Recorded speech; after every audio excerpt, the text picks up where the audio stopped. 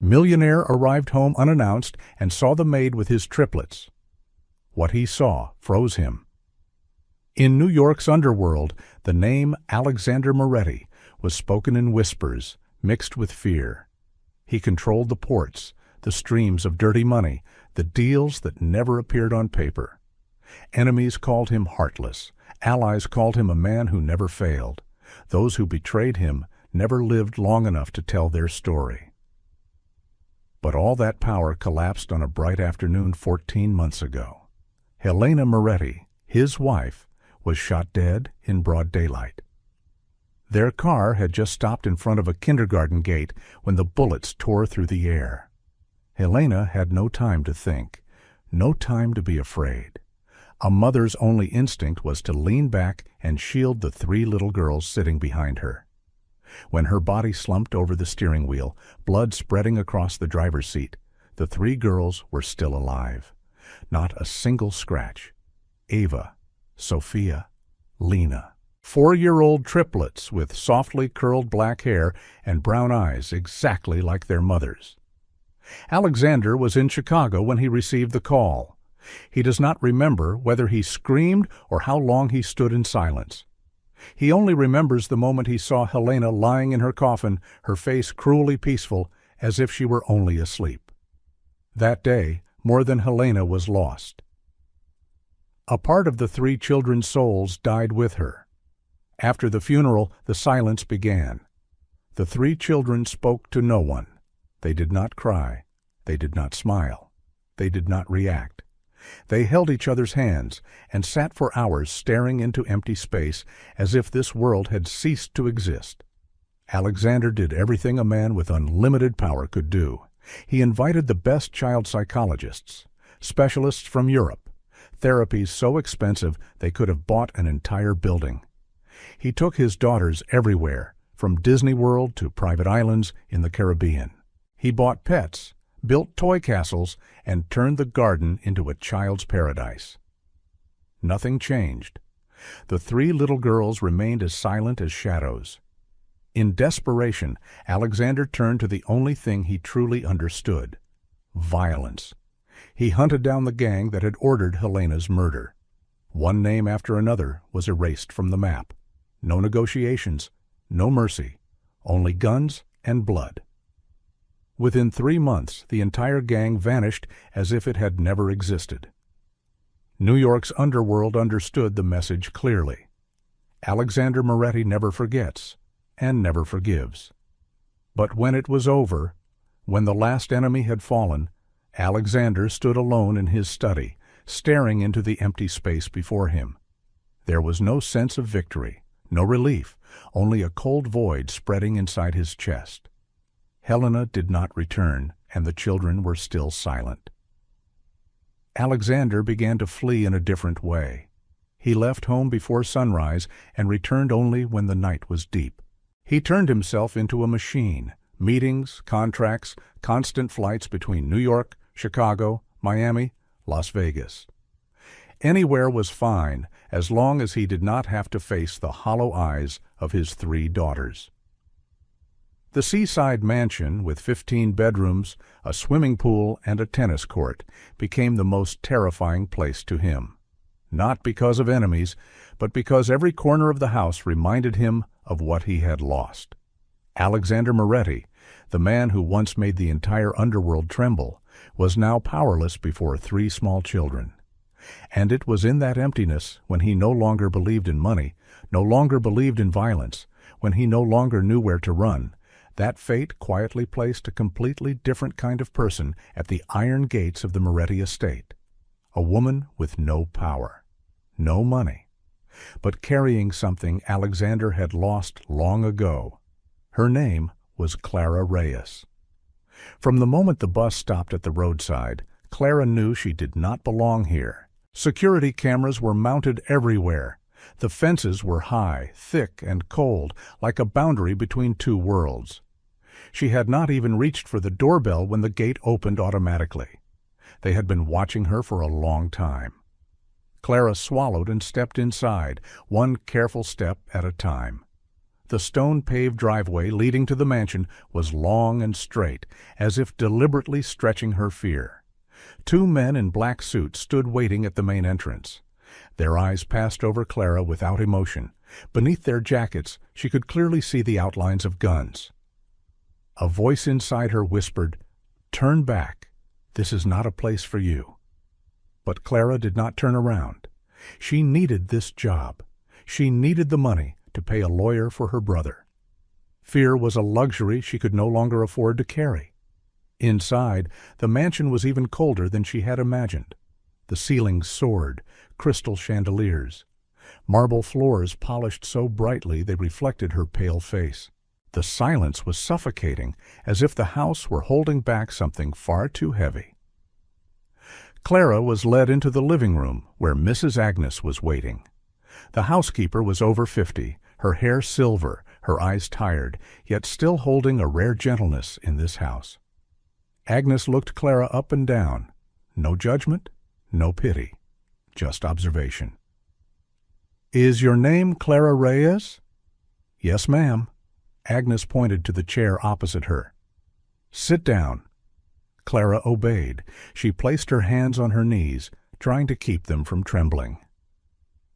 Agnes was silent for a long moment, then asked directly, her voice low and quiet, "Are you afraid?"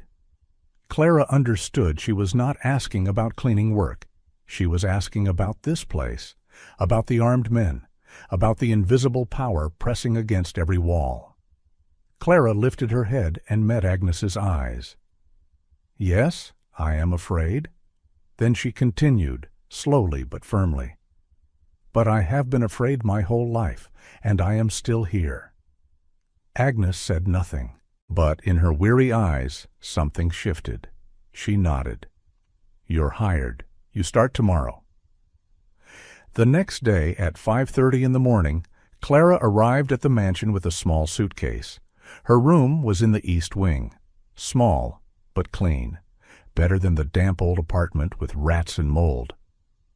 On her first day of work, as the two of them walked along the long second-floor corridor, Agnes suddenly stopped in front of a closed door. "Have you ever taken care of children?" she asked. Clara paused. The question pulled her straight into a distant place in her memory. 3 years earlier, the Bronx, a small auto repair shop on a street corner. Her father, Javier Reyes, the kindest man Clara had ever known, was wiping his hands on an oil-stained rag. He had worked there for 20 years. Everyone knew him. Everyone liked him. Until that afternoon. 2 men walked into the shop. They spoke briefly. Their voices were calm. They did not need to raise them. They demanded protection money. Javier refused. He said he made an honest living. He owed no one anything. 3 gunshots rang out right at the shop entrance. Clara heard the shots from 2 blocks away. She ran like she had never run before.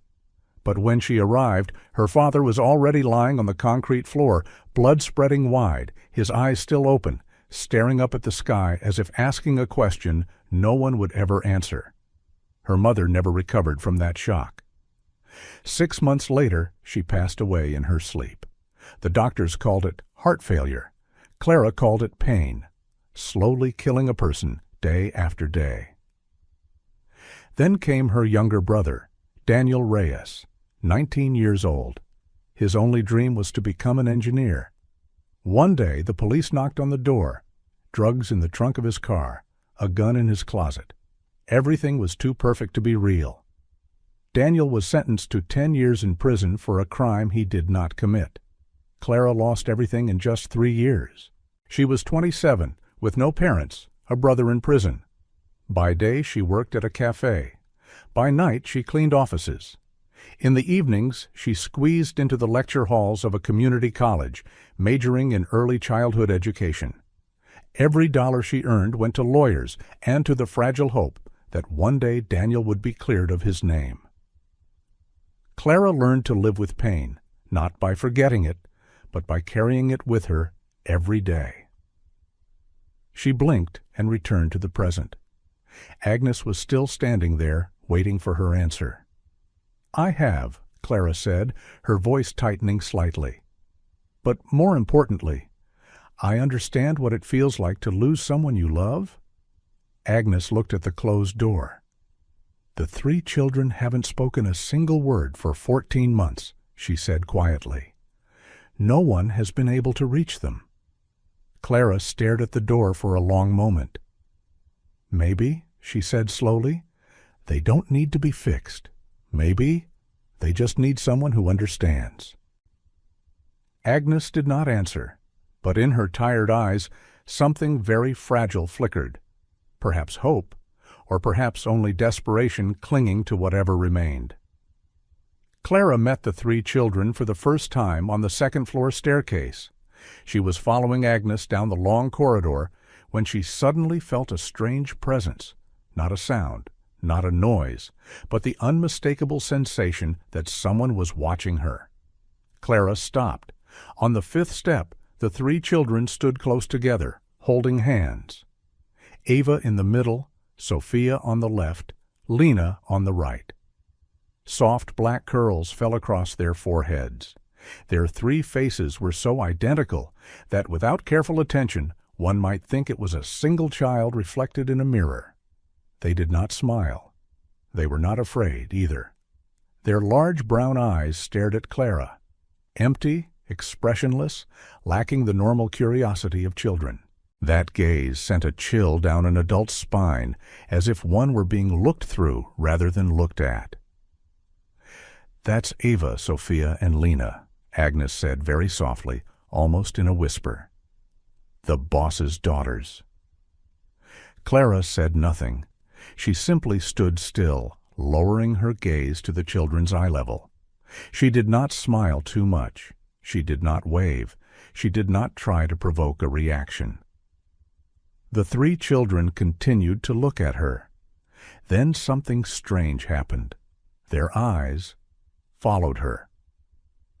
When Clara shifted slightly, the 3 pairs of eyes moved with her. They did not look away. They did not turn aside. There was no fear, only a silent, focused observation, as if they were memorizing every detail.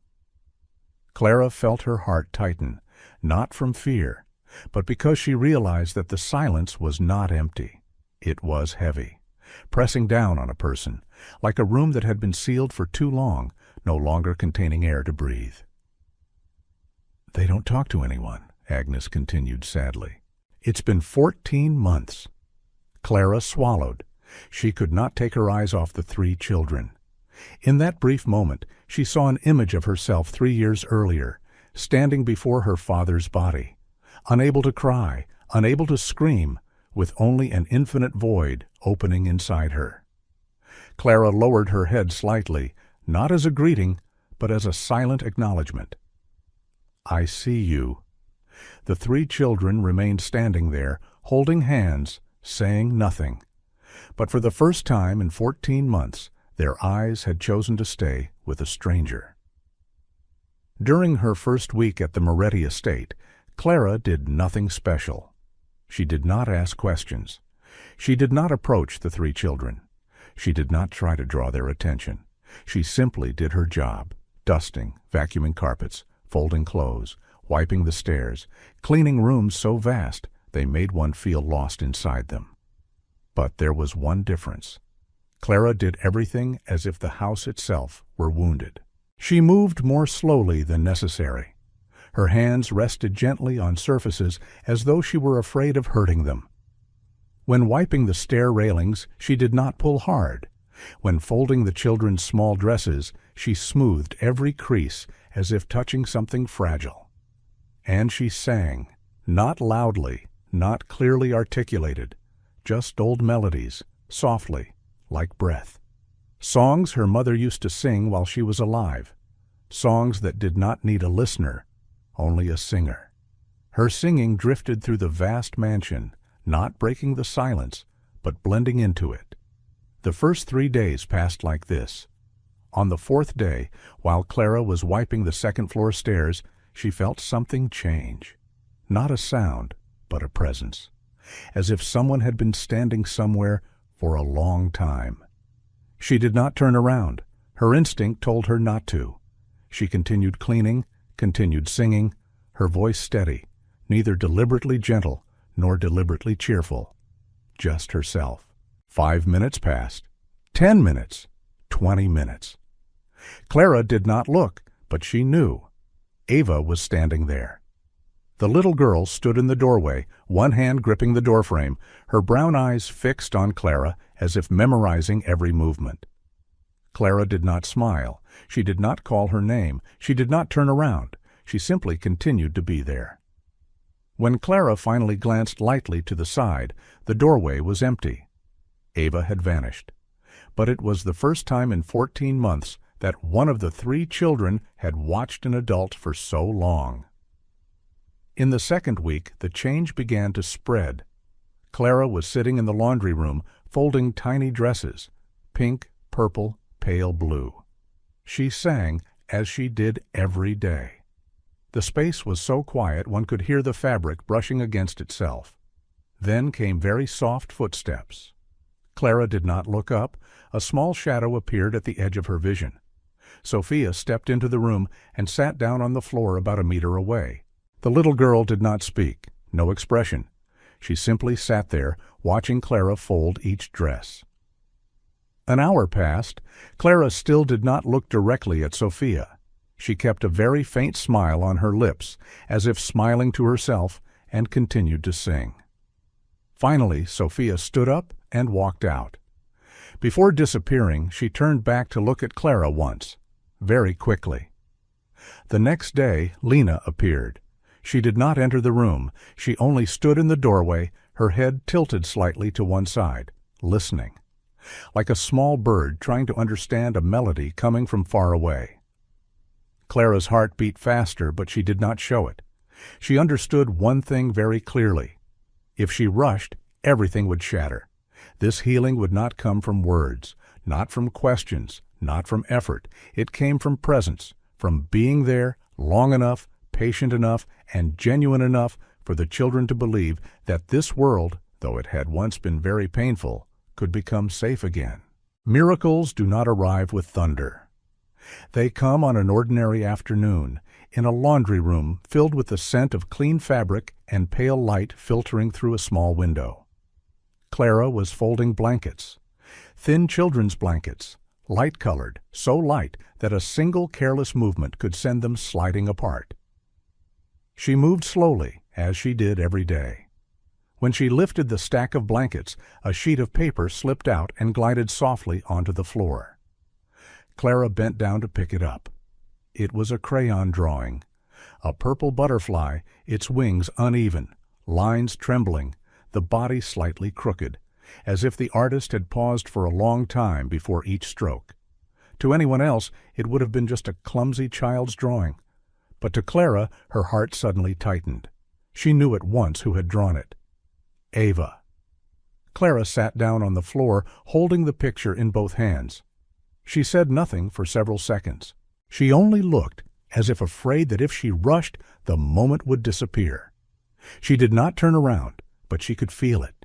Behind the half-open door, a pair of eyes was following her every breath. "It's beautiful," Clara whispered, her voice so light it almost dissolved into the air. "This butterfly is very beautiful." She stood up, holding the drawing, and walked out of the laundry room. She went straight into the large kitchen, where the midday sunlight streamed through the windows, laying a gentle patch of brightness across the wall. Clara found an empty spot on that wall, right beside the window, where every morning the light touched first. She taped the drawing there, not too high, not too low, right at eye level. "Perfect," she said softly, as if speaking to herself. From the hallway, Ava stood watching. She looked at her drawing hanging on the wall, not put away, not forgotten, not treated as meaningless. In those once empty eyes, something stirred. Very small, but real. Eva turned away. She said nothing, but she did not take the drawing with her. She left it there. The next day, Clara was dusting the bookshelves in the living room. She sang, as always, a familiar melody, slow and warm. She felt someone standing behind her. Clara did not turn around. Then she heard it. A whisper, so light that if the room had not been completely silent, it would have been missed. Sing more. Just 3 words, but they were the first words spoken after 14 months of silence. Clara stood still. Her heart pounded so hard it felt as if it might echo out loud. But she did not cry out. She did not weep. She did not turn around. She simply kept singing. Her voice became gentler, slower, as if she were holding something fragile in her arms. And then, behind her, a very soft humming joined the melody. Not words, just sound, but it was the sound of life returning. 2 days later, Clara sat on the floor of the children's bedroom, folding clothes and softly singing a sad song. Ava and Lena were sitting on the bed, watching her, for a long time. Then one of them finally spoke. "Why do you sing sad songs?" Clara stopped folding. She turned toward the 2 girls. "Because sometimes sadness is beautiful, my loves," she said gently. "It means we once loved someone very deeply, so deeply that when they are gone, we still remember. We still feel sad, because love does not disappear just because the person we loved is no longer here." Lena was silent. Her large brown eyes stared at Clara without blinking. Then she spoke, her voice as soft as falling leaves. "I'm sad too." Clara's heart tightened. "I know, my angel. I'm sad too." Eva kept looking at her as if searching for something in her eyes. Then she reached out. Her small hand touched Clara's cheek, light as a butterfly's wing. Warm, trusting. Clara did not move. She let that little hand rest on her face. Tears gathered at the corners of her eyes, but she did not wipe them away. She let them fall, because sometimes tears are beautiful too. They mean we can still feel, still alive. That afternoon, Sophia sat beside Clara on the laundry room floor, watching her fold towels. Then she asked the most painful question of all. "Where is my mom?" Clara stopped folding. She set the towel down and turned toward Sophia, not knowing how to answer. "Your mom is happy in a faraway place now," Clara said slowly. "And she wishes for you to be happy too." "How do you know?" Sophia asked. "Because my parents are in a faraway place, just like your mom." Clara looked at Sophia. Her eyes were red and swollen. "I miss my mom's hair," Sophia whispered. It smelled like jasmine. She hugged me every night. I used to smell her hair before I went to sleep. Now I can't remember it anymore. I try to remember, but I can't. So. Clara's heart shattered into a million pieces. She reached out and gently stroked Sophia's hair. "You will remember, my angel, maybe not with your nose, but with your heart. The things we love never truly disappear. They live inside our hearts." Clara looked at Sophia and cried. For the first time in 16 months, she cried out loud, not silently, but openly, sobbing, in pain, in release. Sophia wrapped her arms around Emma. At the doorway, Lena and Ava stood watching. Then they began to cry too. They stepped closer. Clara pulled them all into her arms. All 4 of them held each other and cried. Week 6. A quiet afternoon. Clara sat in the kitchen, folding tiny clothes that still carried the soft scent of sun-dried fabric. On the wooden table in front of her, 3 little girls sat in a row, little Sophia, Lena, and Eva. 3 pairs of small legs swung in the air, gently brushing against one another in a rhythm known only to childhood. Clara began to sing, not sad songs, but a joyful one, a song her mother used to sing in the happiest days of her life, about sunlight, about love, about hope. "Do you know this song?" Clara asked softly. Little Sophia shook her head first. Lena tilted her head, thought for a second, then shook hers too. Ava blinked, puckered her lips, and followed with a shake of her head. "Did your mother ever sing this song to you?" All 3 nodded. Their eyes lit up at the same time, as if they had just touched a distant but warmly glowing memory. "Then let's sing together," Clara smiled. "I'll sing the main part. You sing along."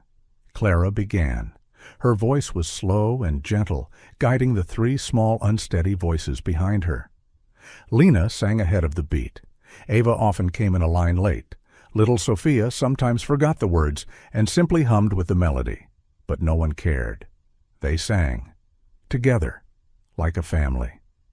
Music filled the kitchen. The afternoon sunlight streamed through the window, laying a soft golden glow across the wooden floor and over the children's tousled hair. On the wall behind them, the purple butterfly painting was still there, a silent witness to everything that had happened. Agnes stood at the kitchen doorway. She did not know how long she had been standing there. She only knew that before her eyes, Ava was sitting on Clara's shoulders, her hands tangled in Clara's hair, laughing endlessly. Lena sat on the table, her legs swinging, her mouth wide open as she sang out of tune. Little Sophia sat close to Clara, hugging her cloth doll tightly, singing softly, but with deep concentration. And Clara... She folded the tiny dresses, smiling, singing along with the three girls, calm and gentle, as if this were something she had done her whole life. The afternoon light poured in, bathing everything in gold. The purple butterfly on the wall was still there, a witness to a miracle. Agnes raised her hand to cover her mouth. Tears slid silently down her cheeks. She stepped back from the doorway, her hands trembling as she took out her phone and dialed Alexander. The phone rang. Once, twice, 3 times. "What is it, Agnes?" Alexander's voice came through, cold and brief. "You should come home. I'm busy. You should come back now." A long silence followed on the line. What happened? Agnes wanted to speak, wanted to shout that his children were laughing, singing, coming back to life. That a miracle was happening right there in the kitchen. That he needed to come home immediately. But she was afraid that if she said it out loud, the miracle would disappear. "It's just, you should come back." Silence. Then Alexander said, "I'll come back when I'm done." And he hung up. Agnes stared at the dark screen of her phone, sighed softly, then turned back toward the kitchen, where the laughter was still echoing through the house, and she wondered. When Alexander returned, would he recognize the miracle growing beneath his own roof? Or would he destroy it, as he had destroyed so many other things in his life? After Agnes's phone call, Alexander had a sinking feeling that something was wrong. He hurried home. The front door closed behind him, and as it had every day for the past 14 months, silence wrapped around Alexander. But this time, something was different. He heard a sound, not the footsteps of his guards, not the clatter of objects being moved. It was a sound Alexander had not heard in this house for a very long time. Laughter. Alexander froze. His heartbeat spiked. By instinct, his hand went to his side, where a weapon would normally be. But this was not the sound of danger. This sound was warm, fragile, so real that he was afraid that if he breathed too hard, it would vanish. He moved forward slowly, as if walking inside a dream. The laughter came from the kitchen, the place that had once been the heart of the Moretti family. He stopped at the kitchen door. His hand rested on the handle. For the first time in a very long while, the powerful man's hand was trembling. Alexander pushed the door open. Afternoon sunlight flooded the kitchen, washing everything in a warm, golden glow. Tiny dust particles floated in the air, sparkling like fragments of old memories. And there, right before his eyes, was the impossible. Lena was sitting on Clara's shoulders, laughing loudly and calling out, "Clara, you sing so beautifully." Alexander Moretti stood motionless at the kitchen doorway, like a stranger spying on his own life. The 3 children had no idea he was there. They laughed, They sang. They were so natural it hurt. Clara gently shifted to keep Lena from slipping off her shoulders, her mouth still following the familiar melody. The scene was too perfect, too peaceful, and completely beyond Alexander's control. Part of him wanted to step forward. The other part could not bear it. He, Alexander Moretti, the man who had built an empire on fear and obedience, was now standing outside his own children's lives. He was not the one being called. He was not the one being trusted. The feeling crushed his chest. Jealousy, shame, anger, emotions he had never allowed himself to acknowledge now surged at once, violent and uncontrollable. "What the hell is going on here?" Alexander's voice tore through the kitchen. The singing cut off as if strangled. The laughter vanished. The sunlight remained, but the warmth did not. Lena stiffened on Clara's shoulders. Her face drained of color, eyes wide as she stared at the man in the doorway. That was not the look a child gave her father. It was the look of fear. Clara felt the small body trembling. She bent down and carefully set Lena on the floor, as if handling a bomb that could explode at any moment.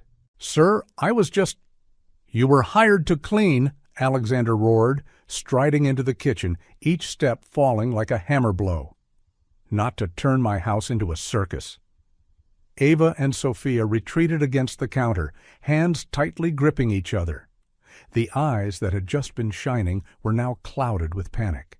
Lena burst into tears, choked, terrified sobs, and ran to hide behind Clara, her small hands clutching desperately at her skirt.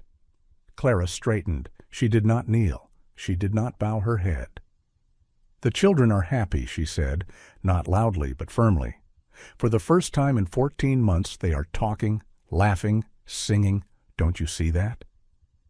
"I don't need you to teach me how to be a father," Alexander snapped, stepping closer, his face flushed, veins standing out along his neck. "They are my children, not yours." Clara stepped back one pace, not out of fear, but because Lena was shaking behind her. "I am the only one who made them speak again," Clara said slowly, each word clear. "How many specialists have failed? How much money have you poured into this? You can fire me, but you cannot deny that." No one had ever spoken to Alexander Moretti like that. Silence fell, heavy and suffocating. Then Alexander's face darkened. "You're fired," he said coldly. "Pack your things. Leave immediately." Clara looked at him. There was no pleading in her eyes, no fear, only a deep, aching disappointment. She knelt, gently prying Lena's fingers from her skirt. The little girl sobbed. "Clara, please don't go." Clara's heart shattered. She wiped Lena's tears. "Everything will be all right, my angel," she whispered. "You'll be okay." Then she stood, back straight, chin lifted. Clara Reyes walked out of the sunlit kitchen, leaving behind 3 sobbing children, a father breathing hard with rage, and a house that had just lost its miracle. The days that followed passed like a long, unending nightmare. Silence returned to the Moretti mansion, but this time it was different. Before, the 3 children had been silent toward the entire world. Now that silence was reserved for only one person, Alexander. The next morning, he tried to have breakfast with them. 3 small plates were neatly arranged on the table. The bread was still warm. But the moment Alexander sat down, Ava, Sophia, and Lena all stood up at once, without looking at him even once. They left the room, leaving behind 3 untouched plates and a father frozen in his chair. On the second day, Alexander went into the nursery. He spoke. He apologized. He explained. He promised. He begged. But the 3 children turned their backs and stared at the empty wall, as if he did not exist. On the 3rd day, Alexander could not sleep. He stood outside the nursery at midnight, watching his 3 children lying pressed together in the pale moonlight. He reached out, then stopped, his hand suspended in midair. Ava opened her eyes. She looked straight at him, not afraid, not crying. "You fired Clara," Eva said, her voice flat, cold enough to steal Alexander's breath. "I hate you." 3 words, short, sharp, and enough to kill a man. That was the last time Eva ever spoke to him. Alexander left the nursery like a walking corpse. He sat in his darkened study, a bottle of liquor on the desk, Helena's photograph turned face down. For the first time since the funeral, he cried. Not from anger, not from helplessness, but from a truth he could no longer escape. He had destroyed the only thing that could save his children. Not because of enemies, not because of danger, but because of his own pride, jealousy, and fear of being replaced. When Alexander finally lifted his head, eyes red, voice hoarse, he said to the man standing before him, his right-hand man, "Find her for me." And somewhere out there, Clara Reyes was continuing her difficult life, unaware that the truth was about to be revealed and that fate was preparing to cross their paths once more. Clara Reyes met Alexander Moretti again in a small cafe in the Bronx. No bodyguards, no armored cars, no glamour. Just a man in a black suit sitting quietly in the corner, a cup of coffee long gone cold in front of him. Clara recognized him immediately, not because of his power, but because of the exhaustion that seeped from every movement. Alexander looked much older than the man who had once shouted at her in that sun-filled kitchen. His beard was untrimmed, his eyes sunken, as if he had gone many nights without sleep. Clara wanted to turn away. But Mrs. Agnes had called her the night before, her voice trembling as she spoke about the 3 children, about the silence returning, about Eva's cold eyes, and Clara had not been able to sleep since. Alexander stood up when he saw her. He did not step forward right away, as if afraid that if he took even one step, Clara might disappear. "I need to talk to you," he said. His voice no longer carried command, only fatigue. Clara folded her arms. "You have 10 minutes." Alexander sat down, leaving distance between them, like strangers. "My children, they've gone silent again," he said. "The moment you left." Clara nodded. "I know, Mrs. Agnes told me." Alexander looked down at his hands. "They don't look at me. They don't speak to me. They hate me." Clara remained silent. "I know who I am," Alexander continued. "I've done unforgivable things, but with my children I don't know what to do." He lifted his head, looking directly at Clara for the first time. "I was wrong. I was jealous. I was ashamed that you could do what I couldn't, and I destroyed everything." Clara could not look at him. She turned toward the falling leaves outside. "I know about your father," Alexander went on. Clara turned back sharply, eyes wide. "You investigated me?" "I also know about Daniel," he continued. "Your brother is in prison for something he didn't do." Clara stood up. Tears fell, anger rising. "You have no right. You dug into my life. What do you want now? To bribe me? To use my brother to force me back? Who do you think you are?" "No," Alexander stood as well. "It's not like that. I will help Daniel, whether you come back or not. I have the best lawyers. I have connections inside the system. I can find who framed him, reopen the case, get him out." Clara searched his face for deception. She found none, only exhaustion, regret, sincerity. "Why?" she whispered. "You owe me nothing." "No," Alexander nodded. "But it's the right thing to do. I've done too many wrong things. The blood on my hands will never wash away. But at least I can do one right thing. Help an innocent man leave a place he never belonged." Clara looked at him for a long moment. "If I come back, you have to change. Truly change." "Tell me how." "Be home. Really be home. Not just drop in for 2 hours and fly away again. Eat with them, read to them, know their fears, their dreams. They don't need a mafia boss. They need a father." She paused, looked straight into Alexander's eyes. "Choose, Mr. Moretti. Your children or your empire. You can't have both." Alexander stood there, staring at her for a long time, and finally said, "I choose my family. Please, help me." The next day, a taxi stopped in front of the iron gate. The gate opened. Someone stepped out. "She's here!" The cry rang out from the second-floor staircase. Ava, the first word she had spoken since the day she had coldly said, "I hate you, Dad." This time, her voice was no longer icy. It trembled, full of hope, full of life. Sophia and Lena ran after their sister. 3 small pairs of feet raced down the stairs so fast that Mrs. Agnes had to hurry to open the front door before the children could reach the handle. Clara stood there, a simple white dress, a small bag over her shoulder, black hair neatly tied back. But what made the 3 children freeze for a brief second was her smile. The warm smile they had missed for 3 long days that felt like 3 years. "Hello, my little angels," Clara said softly. "Miss Clara, Miss Clara."